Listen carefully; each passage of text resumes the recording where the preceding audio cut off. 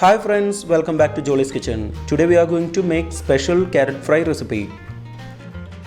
This recipe is very famous in Kerala. It has unique taste and flavor.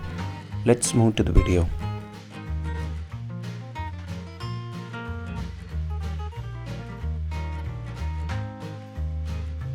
In a pan, take 2 tablespoons oil and heat it. Add half teaspoon mustard seeds. Wait until it splutters. Then add 1.5 tablespoon ginger garlic paste, 2 chopped green chilies. Saute for 2 minutes.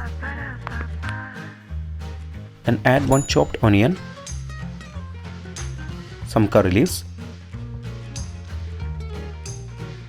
Saute for 3 minutes.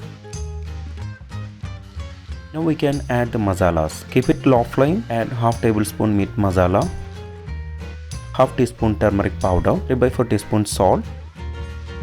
Mix it well. Now add 250 grams chopped carrot pieces. Mix it well.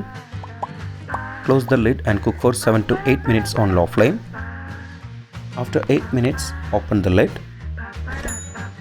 Add half tablespoon pepper powder and some curry leaves.